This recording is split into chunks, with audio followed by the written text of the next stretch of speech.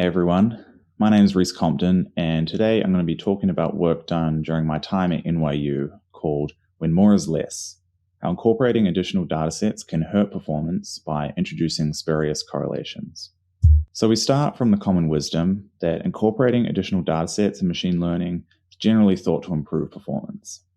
We study this phenomenon using 4 open source chest X-ray datasets, and we have the surprising result that often adding this additional dataset causes a decrease in generalization, even though this additional dataset makes the training distribution more similar to the test distribution.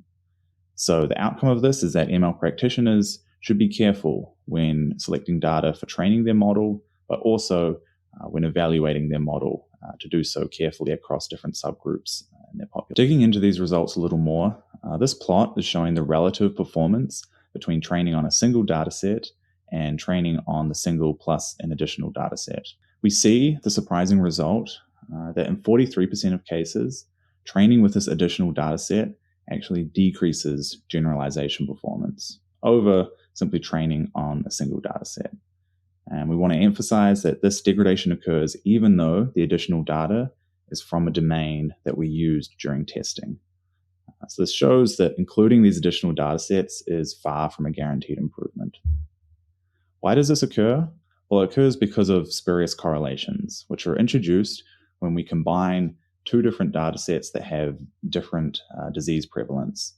For example, if we train an edema model on data from CheckSpurt and NIH, most of the diseased instances come from CheckSpurt over NIH. And this is problematic if the model is able to predict hospital accurately, because it may just learn to rely on that to perform the task, rather than learning to predict based on the actual physiology. We see that, in fact, this is the case.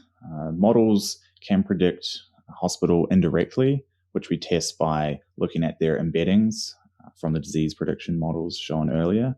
But we can also just train a model directly to predict hospital, and we see that it can do so perfectly all the way down to an 8x8 center crop. We look at balancing as a way to alleviate this issue, which is a commonly proposed method in the literature. Generally, it's better than not balancing if you're including this additional data set, but again, it's not a guaranteed fix.